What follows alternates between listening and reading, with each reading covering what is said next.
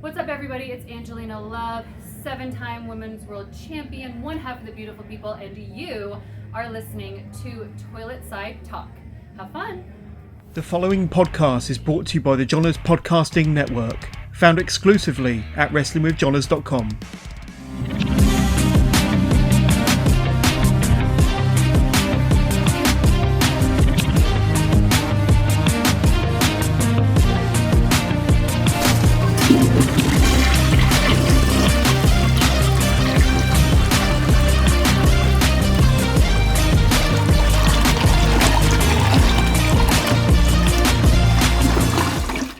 Hi, this is Brad Marcus, and welcome to another episode of Toilet Side Wrestling Talk. Today's guest does not perform in the ring. He performs all around it, I guess sometimes in the ring, but he's the owner of New Wave Pro Wrestling. When I moved to Champaign, Illinois, which for some of you who don't know where Champaign, Illinois is, it's where the University of Illinois is in central Illinois. I moved away from Chicago, where I had access to Allstate Arena and United Center and Wintrust Arena for the bigger pro wrestling events. When I moved down here, I discovered in Terre Haute, Indiana, which is just 90 minutes away, an easy drive, is New Wave Pro Wrestling. The shows have been insanely good. I could not be happier having this that close to me. So, very excited to have our guest today. His name is Michael Guest, and he's the owner of New Wave Pro Wrestling.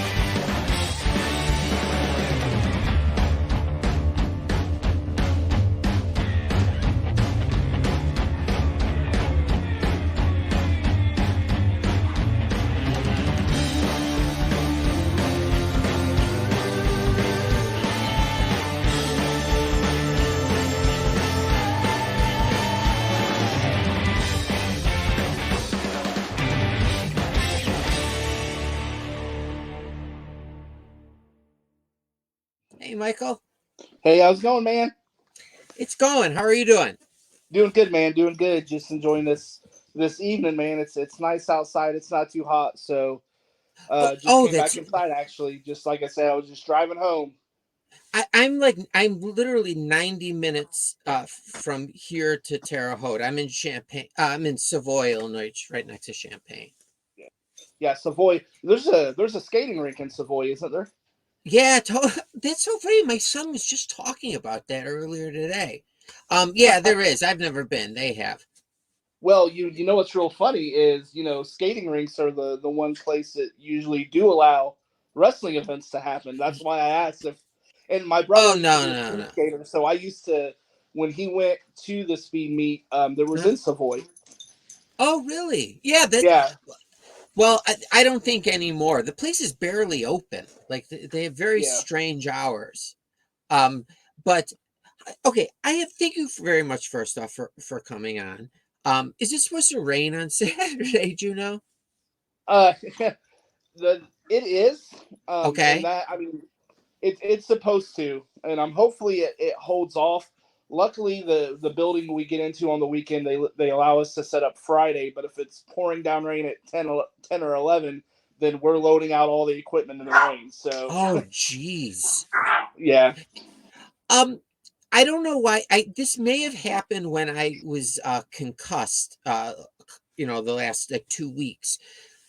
So I was doing some research on you, not with the FBI or any government agencies that I would say, but were you in the market for a washer and a dryer set at one Actually, point? yeah. Yes, that's funny you ask. Our washer actually just went out like a week ago, and we didn't notice it. So we're like washing clothes, and then my wife's like, "Hey, babe, it's not spinning." So Mm-hmm. luckily, my sister actually just lives down the street from us, so we just basically take our clothes down there and get them done. But yes, we are in the market for a washer. Because I would send my wife down, and she could live in your backyard or in the house or something and do all the like wash, but by hand. She's from old Russia. Um, Oh, so are you in Terre Haute right now? yeah, yes. I live in Terre Haute. And did you grow up there too? Yes, Okay. What's I'm I'm new to Terre Haute. What's something fun to do outside of going to one of your yeah. shows? There's actually me growing up. I always did up the skating rink. My brother was a professional speed skater, so that Oh wow. actually got us to travel around the Midwest a lot. But other than that, I don't know, man. I'm a big concert buff too. So Okay. my brother-in-law, he does some bar bands and stuff like that. So if you're into Oh that, cool. he does that. I mean, for a young crowd, I would say the mall, but they're rebuilding. They're kind of remarketing our mall. Oh. So there's really nothing going on in there except the E-Bash that used to be on 3rd Street, just moved into the mall. Okay. So, I mean, it's really, I mean, we've got a movie theater, we've got stuff like that. But I mean, lately, if you were coming to Terre Haute, yeah, we have laser tag. Bogies with go karts. Yeah, see bogies with go Oh, karts. Yeah. do you see deer often? And the reason I ask this is, um, at the May 7th show or something, Yes. that we just saw highlights of. I almost killed like 4 or 5 deer driving home. Like Yeah. they kept like jumping Especially. out. Yeah, especially right before it gets dark. Are you the you go through Paris to get home? So you take I forget the road. I just know it comes in the West T from Paris, and you can go towards Paris Champagne from West T if you don't take 70.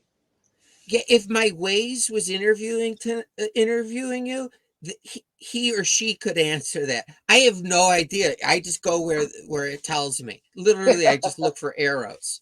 Yeah, And, hey, and, I don't and blame I'm you. new to the area. But yeah, there's a lot of deer, and if you Hmm. haven't noticed coming into Indiana, there's a lot of corn. Yes, I when I moved down here into this region, yes, it's a lot of corn.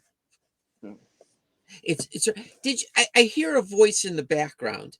Um, is that like you ever see Iron Man? Yeah, Was that your Jarvis or was that yeah, a human? that's a human, but Is that your that wife? Jarvis. Yeah, she likes the Jarvis description better, but that would be my wife Is sitting over she there on my from lap. are you is she from Terre Haute as well?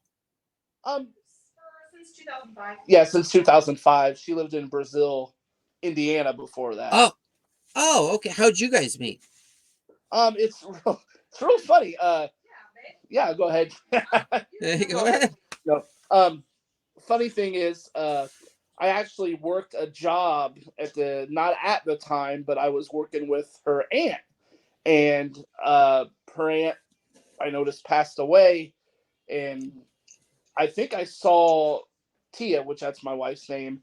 Mhm. I helped out with some non-for-profits. I've done some haunted attractions, kind of consultation stuff for spooky stuff. I'm into a lot of stuff. It's really weird.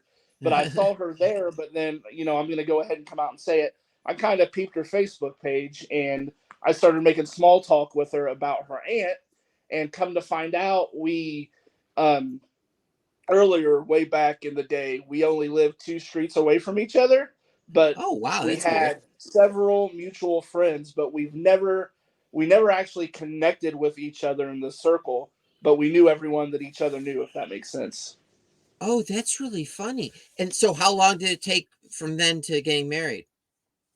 Um, so we got together 2015, 16. End of 15, started of 16. Yeah, so end of 15. Married in 2018. So about Yep. 2 years. About 2 years. Oh, nice. I'll ask you your feelings on marriage so far off air, or when she maybe hit splits or something. Anyways, okay. So growing up, you in Terre Haute, were your parents from the area as well? Yeah, yeah. Okay. Both mom and dad from Terre Haute. They were actually from a spot in West Terre Haute, which is really funny that we do shows Oh, over there. Called Toad Hop. It's West Terre Haute, but it's like a little subdivision that they call Toad Hop. Really weird. But yeah, they've lived in Terre Haute all their lives. and did you have any like siblings? I've got a older brother and an older Okay. sister. So I was which I joke with them all the time. I was the vacation when they went away and came back and was like, oh, we're having number 3. Yeah. Oh God. So are you close with them? Somewhat, yeah, somewhat. Okay. My Okay. sister, yes. My brother, it's hit and miss. So when you were a kid, what were you like? What were you interested in? Growing up, my brother, as I said, he was a speed skater, so we would be Mhm. traveling around. But my parents were actually into wrestling.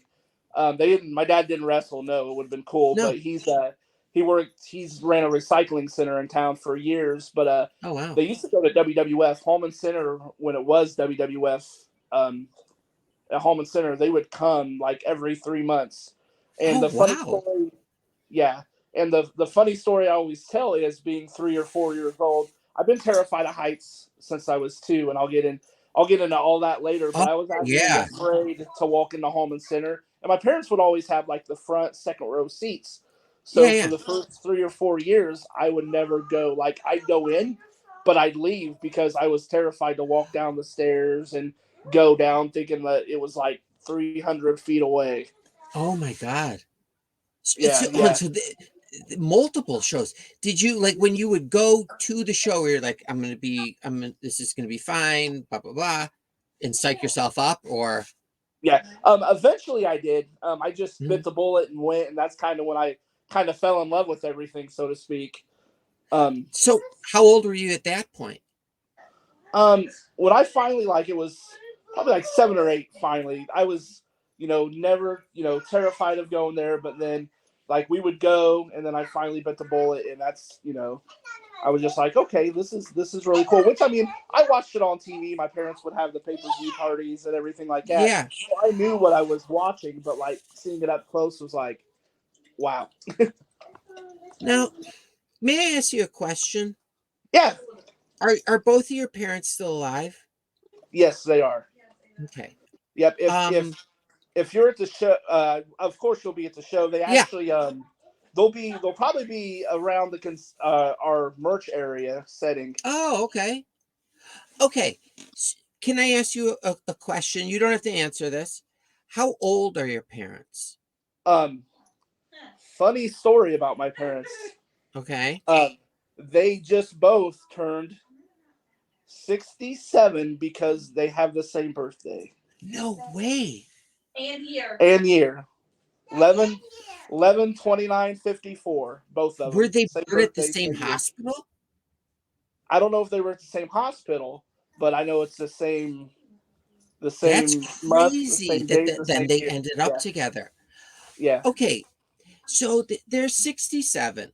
I'm much older than you, and my parents are much older, especially my stepdad, than your parents. Yeah.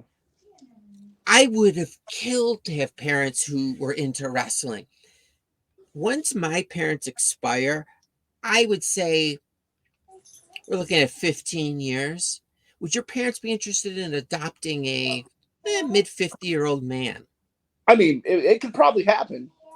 I would I would imagine it. love that. So So like, was your brother and sister, were they into wrestling too because of your parents?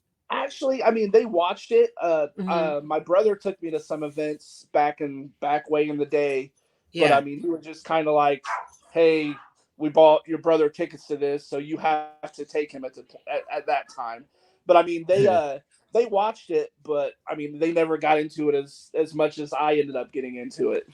So do you have a lot of memories watching wrestling with like even big moments of wrestling with your parents? I was one thing that really stuck out with me is we were actually leaving. You remember when WWF done the restaurant in New York? Sure, of course. Um, we were leaving that restaurant the night that Owen Hart had his accident, and that stays with me all the time because like people were freaking out in there because they were showing the pay-per-view and Oh all my that. But God. yeah, That's I'm trying to think. nuts. Yeah, I never even uh, thought about that. That would have been horrible to be yeah. there So and yeah. see there and have to sit there. Yeah, and then I was actually in the front row in Indy when Sid broke his leg in WCW. Oh no, really? Yeah, because everyone was watching the staging area for I think it was the Road Warrior to come out because that's who was running in. But then I noticed, he just done the big boot off the top rope, and when he landed, I seen him fold, and then when his leg comes up and you see Yeah. it the opposite way, yeah, it was Oh, definitely I'm still. scary. I know we have technology is very advanced and stuff, but I can't imagine ever walking again with that type Yeah, of injury. Like and he the leg is reconstructed. yeah, that's what they Oh, got the screws and metal bars for. did was your mom into wrestling before she met your dad? I don't think so. I think it was kind of Okay. like just a family thing at the time where we'd order the pay-per-views, my cousins would come over. At the Hmm. time it was big where you have the cable box where you didn't have to pay for it and Uh-huh. all that stuff. So they'd all come to one house and we'd watch it. So Yeah. is that is This that a all parrot or a human child? That's a human child. That would be A my human child. child. Yep. What's your name? Or no, don't give your name. I was going to wear the same outfit that you're wearing. I'm so glad that I would have embarrassed myself. No. Yeah, absolutely. I was going to wear it. What are the chances? This is my Oh, thank God. I would have been so embarrassed.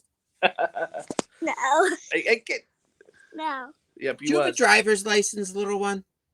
No. Not yet. What are you, 13, 14, 15-ish? I'm 4. You're 4. Yep. I would have said you're at least 5. No. Do you like No. Okay, I have one question for you. Who'd What? you like more, your mom or your dad? I'm Mama. joking. You don't have to answer that. You said mommy. That's definitely given. That's a very good answer. Yes. Yeah. You're a good daughter.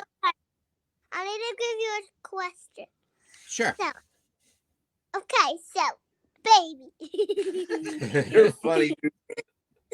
All right. Hey. Let's see what Hilarious. mommy's doing. Daddy's talking. Oh. Was that English? Yep.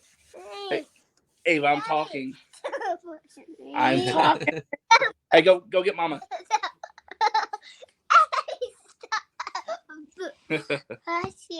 No, go get mom.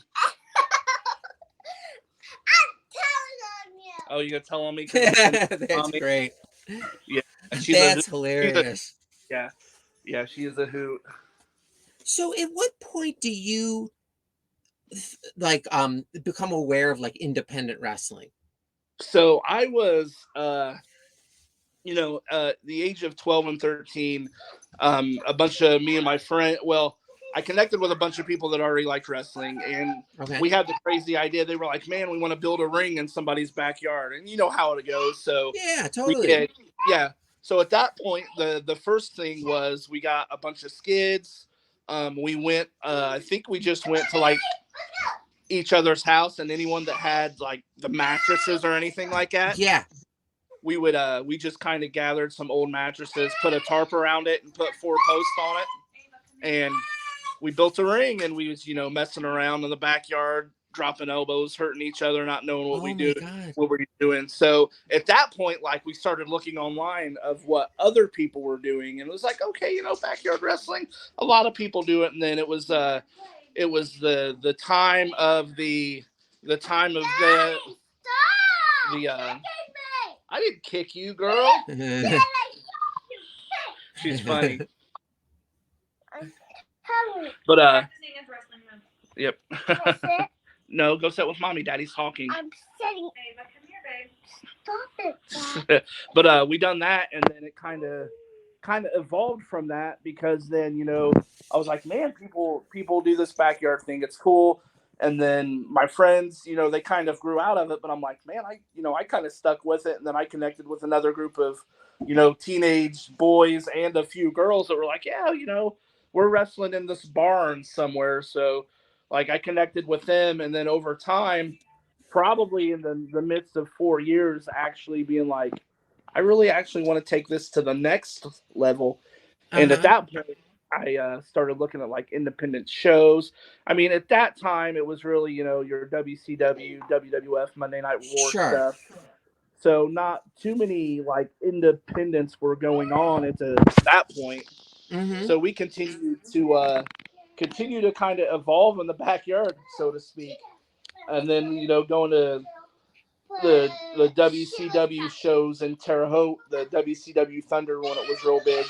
Yeah. I actually connected with 2 guys that had a ring in their backyard, and I was like, oh, it's cool. I had one too, and then I get to their house, and it's like, okay, this one's built a little bit better than a lot better than mine, and it actually has ropes you can hit and stuff like that. And then at that point, they were actually watching videos to learn how to bump, to do the event, to actually do the move. So that's what they were doing, because we were just jumping elbows and leg drops and just throwing people around. So once that, how old are you at this point? 15, 16 at this point. Really young. Yeah, young. So my parents thought I was crazy, because they're like, what are you doing? I was like, I'm gonna go wrestle. And they're like, what? So I was going over to their house, and they were kind of like the same thing that we were doing, producing shows, taping them, and doing everything else. And they got like a local news spot or whatever. And the guy that was running it wanted to, at that point, he was like, I want to buy a ring. I want to start doing shows.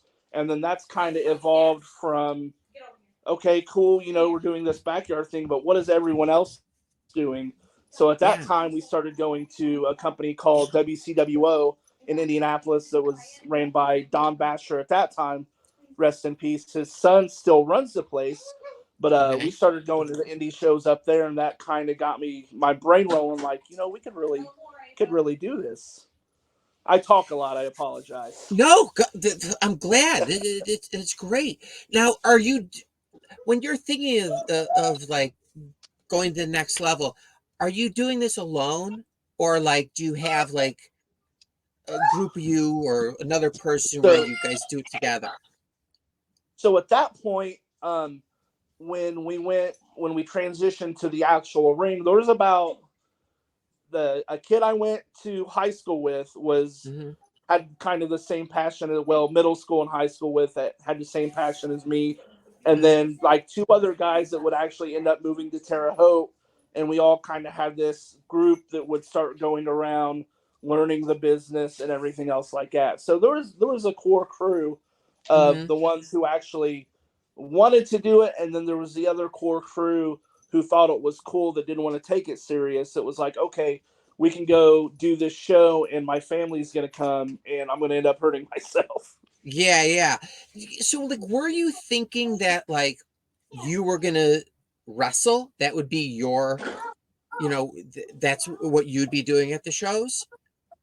Yeah. So I was blessed enough to actually start wrestling myself, like at 16, 17, 18, Wow. taking it seriously, actually going to the shows, helping set up the ring, helping tear down the ring, and then kind of getting my feet wet wrestling locally. At that time, that Backyard Fed have actually became an actual wrestling company.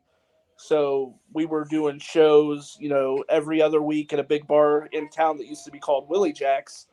That was Would you right get off. a good turnout? It was super weird because at that point, it was a bar. It served food, and we were their Sunday entertainment. So back in the day, when I was young and handsome, I Uh-huh. guess I don't know, but we were selling anywhere at those shows anywhere from 400 to 600 tickets. Really? Yeah, and it was myself and about three others who actually took it very seriously. But then Uh-huh. at the point, um, the bad thing was the promoter at the time was working for kind of himself, where it was like, okay, nonchalantly, I have a car payment coming up. Hey, we need to have a show this day. Here's your stack of tickets. Go do what you need to do. So like, I know there were some shows where I was selling to my family, my Mhm. friends, and I mean there's like two or three of us were selling almost 100 tickets a piece. Wow. Yeah, and That's this is really impressive. this is like early 2000s, like 2000 to 2003 or two. Yeah, just I mean, that's around, the very beginning of like the indie, like when it yeah, started, Ring of Honor started getting really popular.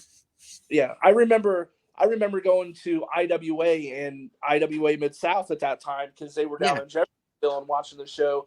And In would be running like a place in Indy, and they'd be doing their shows. We'd go up and watch. We'd go up and help. But yeah, it was like the very bloom because I remember buying the first Ring of Honor show on DVD from High Spots and like, oh, Yes, totally. I used to do the same. yeah. And it's funny because me and the three other guys that was actually taking serious at the time, we were greenhorns. We didn't know nothing about the business, so we would go watch Amazing Red versus oh, I forget who it was. It was the first DVD, first Ring of Honor, but we would be like, we want to do this whole match. So we'd get to these, the Terre Haute shows, and they would be doing, they'd be dropping elbows and just flipping on each other. And then we would go out and just mimic the whole match. And they're like, these guys are actually doing something. So it was Oh, really that's cool. really cool. Yeah. Did when did the opportunity or the idea for New Wave Pro, when was that like come into your life? Okay. So, 2004, I graduate high school. At Okay. that time, I'm just living life. I'm being an independent wrestler. We're going to shows. We mainly ran like Evansville. The Coliseum was great because we got to meet a lot of people that we didn't even think we would be in the ring with at the time. Through, but like Rudy Charles was down there. ICP would come down there Oh, regularly on Wednesday nights, and then most of the Juggalo Championship Wrestling guys. The only thing that I was upset is kind of our first show. It was actually being on the card. There was a big brawl between the workers, and it split everyone in half. But like they were telling us, like at the time, Tyler Black, John Moxley, and all those guys were getting ready to come into the Coliseum, and I'm thinking, okay, cool, I know who they are. And then mm-hmm. I know the guys I hung out with knew who they are. But like right when we started to show up, this whole shift happened with the booking and stuff. So once the other booker took over, none of that happened. But I mean, we still learned a lot going down there with guys Oh, that would sure. actually, want to wrestle. Fast forward to 2007 to 2012, I got burnt out. I was done. At that time, the What was the high final straw? yeah, the high school sweetheart breakup, blah blah blah. Yeah, Maybe yeah. wrestling's not for me, blah blah blah. So I start a music venue in town. I start booking bands and doing that for 4 to 5 years. Well, Wow. yeah, I a lot of like the heavier metal bands that you see right now, like Motionless in White, Mm-hmm. Miss. Um, trying to think of a few others that's really huge now. I had them play in my building in front of like 200 to 300 kids. So I've got That's a back amazing. like my background's entertainment production. And Yeah, all that. yeah. And But, did you recognize that you had like a knack for that? I did, because like I've always studied the game, so to speak. Like if I go to get into something, I have to do it 100%. And I always tell my wife it's a curse, because like we'll be sitting here and I'll be flipping through AEW. AEW comes on and she goes, "Well, I'm gonna go in the bedroom and Yeah, watch see my in 2 show." hours. Yeah. She Is knows there it, but I like mean, is it difficult? I should probably ask it at the end, but are you ever not thinking about wrestling? I'm not saying as a fan, like as business. and again, it's a curse. I call it a curse, but I love the Yeah. curse. I can't stop. Like I know it Mhm. sounds weird, but I can't stop. Because I was thinking about that today, like about like being in your shoes, and I'm like, I would be thinking about that as I was going to bed, as I was waking up. Like Yeah. it would. So that's a curse. That's interesting you say it like that. Yeah. But Um, it's not a bad curse, but I know that no. what I'm supposed to be doing. It's really Yeah, weird. exactly. So okay, so that was what. So you're burnt out. What Yeah. made you come like get out of that? So at that time, I'm on Facebook, I'm talking to people. I get a random message from a guy that used to see me wrestle at Willie Jack's back in the day. And he goes, "Hey, this is so and so. I watched you wrestle. Are you doing any more wrestling?" I'm like, "Well, not really, but I never really thought about, my boots, kick pads, and everything are still up in the closet. Never planned to put them on. Didn't really think about it." He was like, "Hey, well, a buddy of mine just bought an 18 by 18 wrestling ring. We're doing tapings. Would you come out and watch one and just kind of give us feedback?" And I was like, "Yeah, that's fine." Well, at the time, I didn't know that the guy that owned the ring kind of despised me, because back in Willie Jack's, they saw what we done and they've always wanted to do it. So they went and bought a ring, but they couldn't kind of get it off the ground, so to speak. Like they was always in a barn taping on YouTube. And that's the further they got, no train. Okay. So I finally staged like a meeting with both these guys. I was like, "Look, I was asked to come out, kind of consult you guys. I really, I'm really not wrestling at all. I'm just a favor to one of the fans." Well, I go out there and I start getting to the ring and I start bumping around, and then I'm like, "Okay, this is like the niche of getting my brain going again." So the guy sees what I'm doing, and this is probably 6 or 7 years out of the ring. I'm bumping, running the ropes, and it's like riding a bicycle. Everything starts coming, and some of these guys have never actually taken a bump, never done an actual correct markup or anything like that. So I get an email from both those guys that was kind of like, "Oh no, we don't want him there," at the night when I got home, and they were like, "Hey, come train our guys. Would you be fine with that?" I'm like, "Yeah, that's fine." So I put out there, "Hey, I'm starting to wrestle again. I've got access to a ring, if you guys want to train." And then at that time, some of the people that watched me at Willie Jack's got a hold of me, was like, "Yeah, I've always wanted to wrestle. Get that going, start hitting." I tell them, I'm like, "Why are you guys not like taking this seriously? Like, are you guys content just filming this?"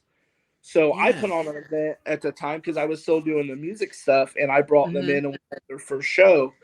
And then like West T during the Willie Jacks days where we wrestle right now was the kind of the spot we would go to besides Willie Jacks. So there's wrestling that's been in the building with the Crossroad Championship Wrestling. The company that they kind of started, what I'm talking about right now, would be Classic. It was a Classic Wrestling Federation, CWF. Okay. So they start being like, "Okay, I think we can do these shows." So I get them connected with the community center. They start running the community center. Well, I start bringing in some of my old friends. I'm like, "Hey, this is what we're doing again. I know you guys are still working." and the owner was kind of getting jealous, like almost like, okay, I see him doing this, but I can do it on my own. So the last show I was with them, I knew from conversation from those guys that at the end of the night, they were going to pull me aside and tell me that I was no longer needed.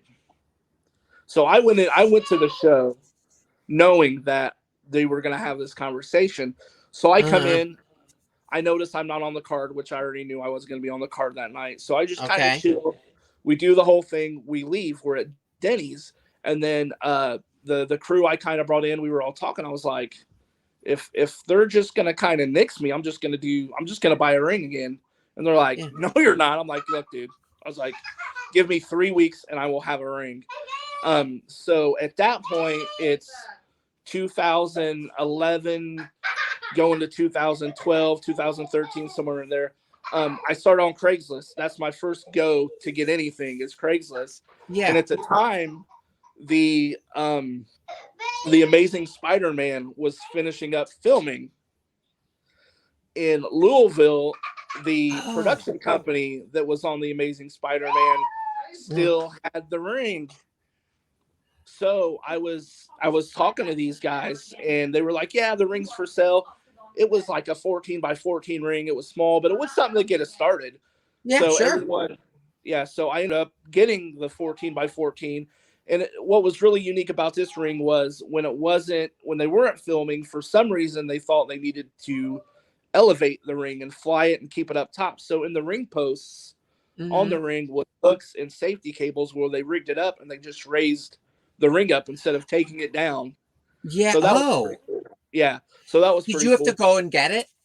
Yeah. So we actually went down to Louisville to get it, and then we brought it back. And then at that point, where I was doing the concerts, I would put it up and we'd start training.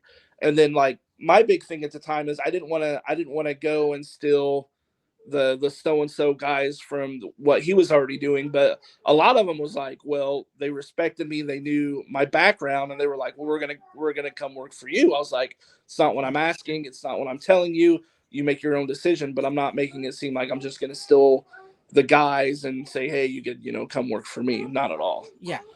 So it was like one night at Denny's, I was like, I can do this again. So it's been a roller coaster of events, so to speak. Is it exhausting promoting on social media? It can be, but the one thing, and especially like right now, coming from kind of giving you a timeline of things from 2012, it was always me. I was doing everything.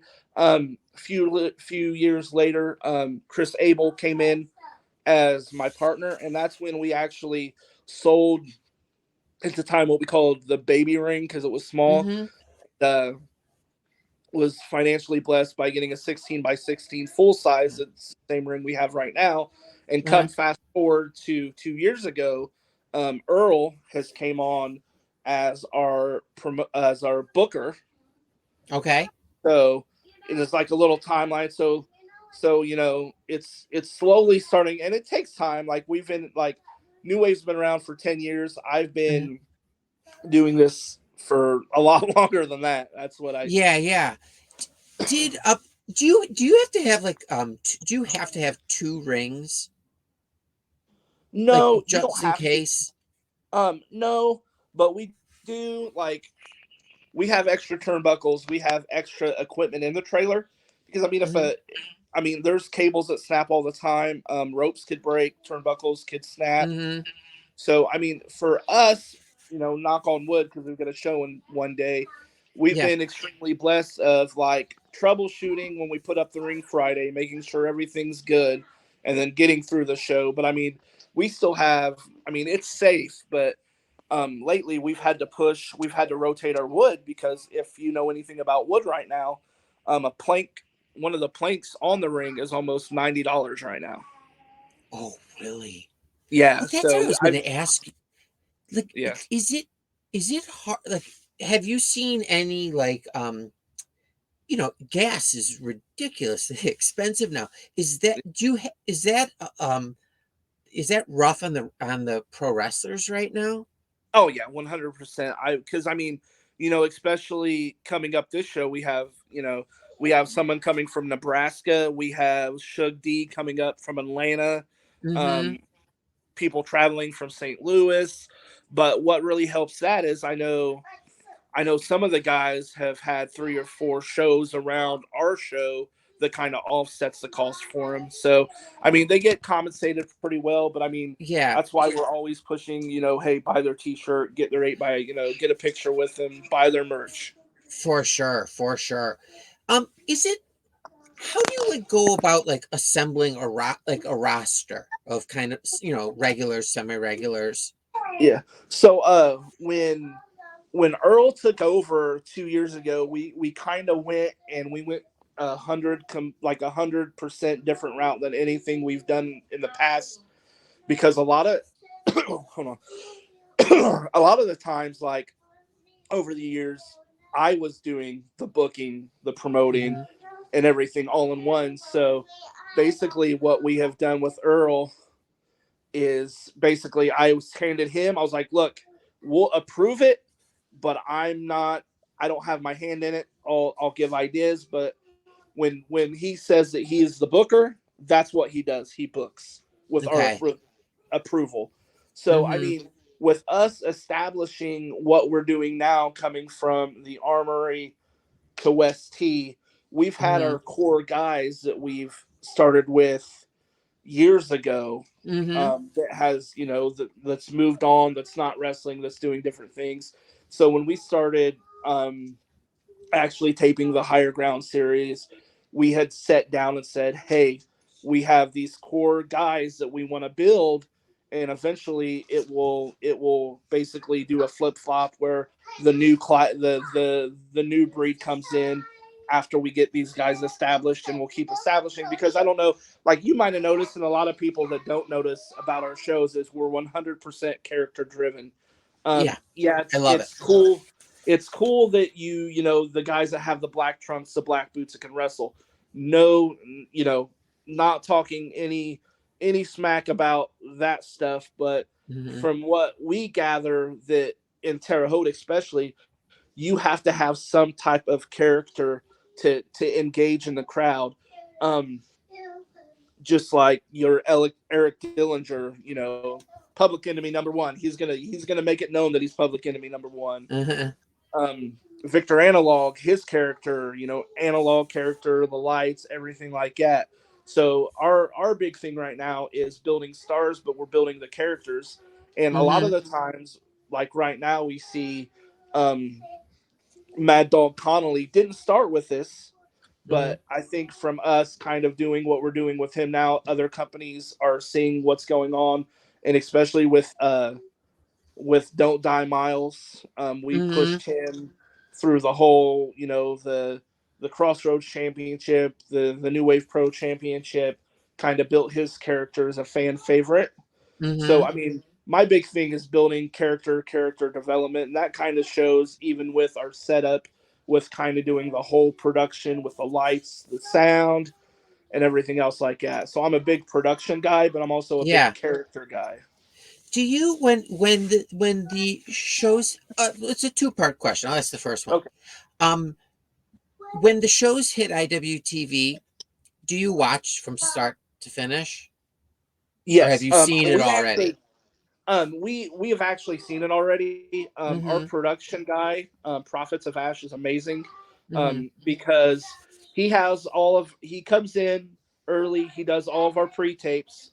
A Mm-hmm. lot of the pre-tapes you'll see on the show, but all the videos in between the matches, everything, that's all his baby right there. He does an awesome Sure. job with Yeah. editing. But when he gets home at midnight on Saturday after our show, he's already uploading footage to get ready to cut. So, like this evening, he's already sent us to approve all of our match graphics, the nameplates, and everything. Oh So wow. all he has to do once he's done filming on Saturday, takes it home, gets it done, edits it, and then usually Sunday night to Monday morning, we're watching the full show. before it gets sent off. How does it work with your relationship with IWTV? Did you initially go to them, or do they go to you? Initially we came to them because at that point IWTV is kind of the pivot point of what you have going and out in independent wrestling right now, because you have you have your Paradigm, you have everyone else that's on it, and then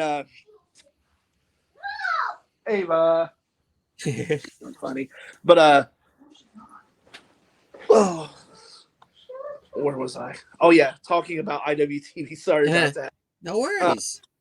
Yeah, so IWTV is really interesting. Don't worry, I have two monsters on the other side of this wall going at it, so don't worry about it. It's all, but no, with IWTV originally it wasn't them coming to us. It was us wanting to get our product out. But now that we've been on IWTV for going on 2 years, nothing against them, but even they have the subscription service. It's cool. But my thing right now is, are we back? Yeah, we're back. Okay. Yeah, I had 2 phone calls ringing in, and then I was letting the dogs outside. So, but yeah, I like IWTV. They have the subscription service that you can go on. $9.99 a month. It's awesome because there's several hundred companies on there. Yeah. But a goal that Earl and Chris and I talked about is just getting our product out in front of people is our goal of right now. So even though we're uploading, we're premiering on IWTV, I think if you look at our YouTube channel now, you see us kind of uploading the backlog to IWTV. Yeah. I mean, not for free. Yeah, for free. So that's one. Oh, go ahead. No. Go ahead.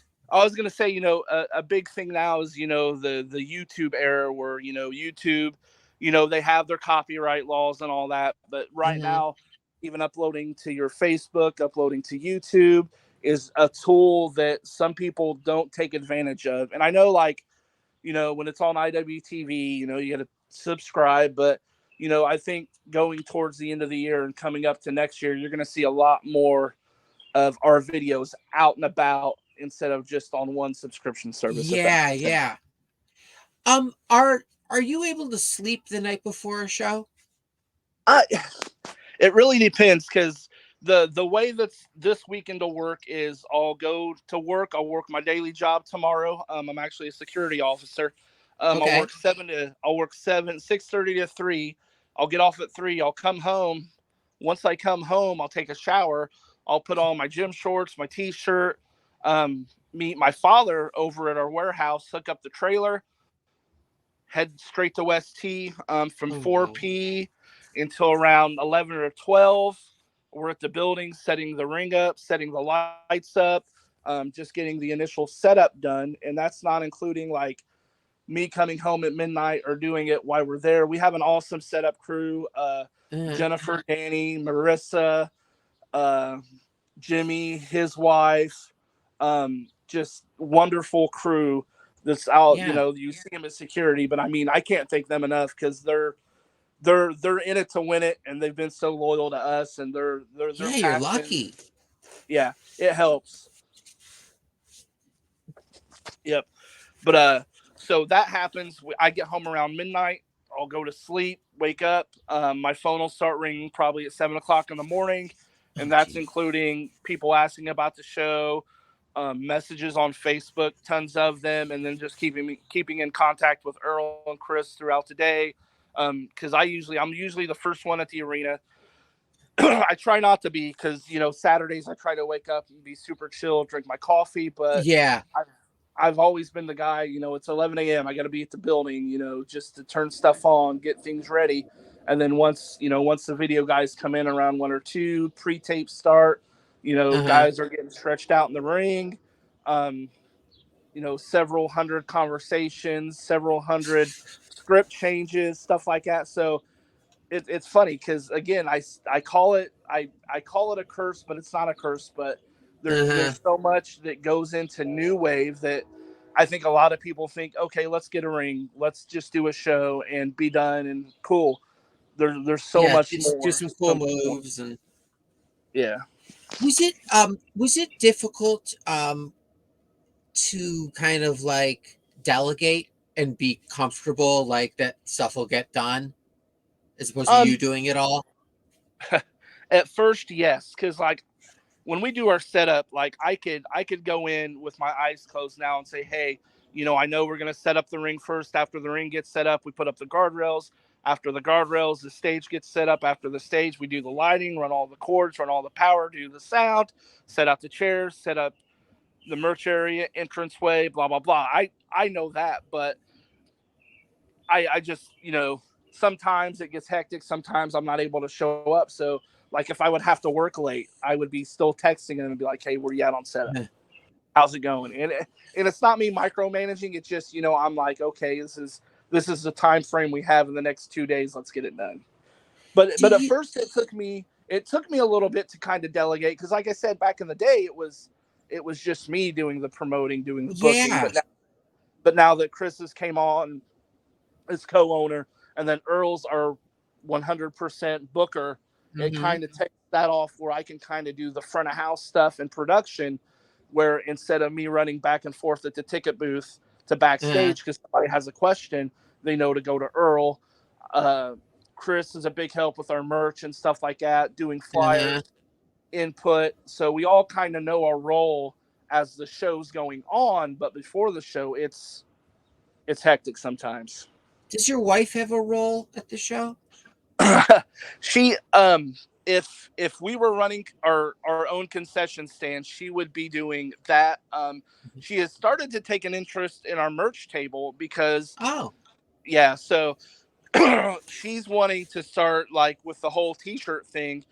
She was like, you guys need to get t-shirts again, you guys need to get this. So she's gonna start branding a lot of stuff with New Wave. Cool. With just trying to get more merch. And I'm not talking about like New Wave this, New Wave that, but just getting a wide variety because, kids come to shows, they'll want glow sticks. For sure. And then even this show, which we'll have it at this show. It's our first time trying it because I was so lenient, but I think coming into 2022, growing our fan base, we have a local bar that will be catering the event. And we're only allowing beer. It's only going to be beer sales, and they're going to take care of all that because I don't want to get too crazy with the other stuff. But I think that's going to kind of bring in some of the older crowd and some of the college crowd saying, hey, I can go enjoy wrestling. And like I said, we've got a great security team that's on it. So they know my expectations. They know Chris's expectations. They know Earl's expectations. So it's not like that they have to come up to me like, hey, do we need to eject this guy? I'm like, you know what to do, man. How far in advance do you think? Like, are you thinking shows in your head, like in advance of what's going on, say, on Saturday? So I will. We have certain things at certain shows in progress that's going to pull us from now all the way past January in 2023. Oh wow! Yeah. And do sometimes do you have to do something a little different than the original plan? Oh, all the time. I mean, you have to improvise here and there. Yeah. There's in middle of shows where guys don't show up, or we've had a guy leave before his match just because he got upset. He might have got upset of what's going on, or he might have just made up an excuse to leave. But I mean, we've seen it all. So now, how do you handle, like, say someone doesn't show up? Do you give them another chance, or do you base it on what the story is? It really depends because at that point, if they're calling us at 6 o'clock and say, hey, I got a flat tire, so and so can't come pick me up, I'm not going to be able to make it. It's cool. But if you're calling us because your story, so to speak, and you don't like it and you're making up these excuses, then I then I had, like, in my mind, like I tell Earl all the time, look, if they're not going to want to do this, and they're not going to want to wrestle for us, because they're just not coming in to do, just come in, wrestle, leave. They're going to, they're coming in to tell a story, because we have this big story going on. So there's sometimes that we have to change stuff on the fly. There's sometimes that we had to change stuff mid-match. Wow. Yeah. That's great. Oh my God. All right. What's your future vision of New Wave Pro? In the next 5 years, I would like to see us in a permanent location in Terre Haute, with a weekly wrestling episode getting put out on YouTube live.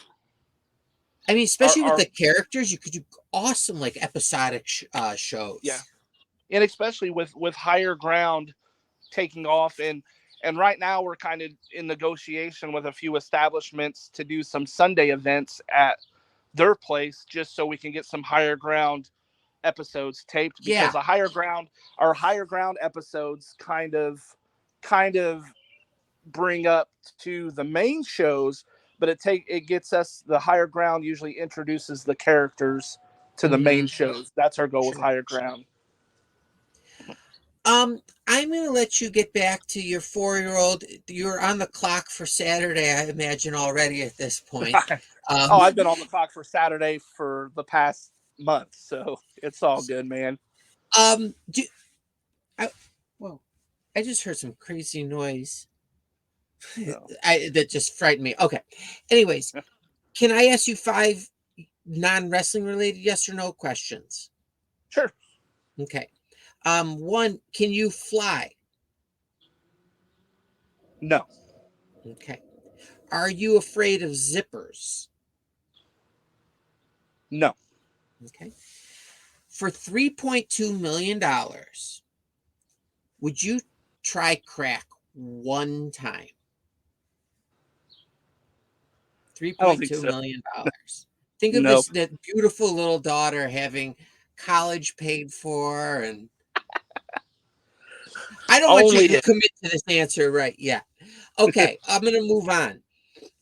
Have you ever eaten an onion like it was an apple? Yes. Really? And what were the circumstances, if you can reveal? I had to figure out if I had COVID or not, and I couldn't. I was telling myself, I was like, I don't know if I can taste anything, so I grab an onion and nothing. Oh my! Did you tear up at all? No, and this was after I took the lemon juice out of the fridge and chugged it, and I still couldn't taste that either. Oh my God, that's crazy. Okay, last question. Do you ever wear a cape around Terre Haute? No. Or is your wife embarrassed if you did something like that? She would be embarrassed. It's funny because when we got together, I still had what I call the wrestling hair, which I had long hair, man bun. The beard was about 6 times the length of this. Oh, wow. So, were you nervous when you groomed that she was not going to be as attracted to you?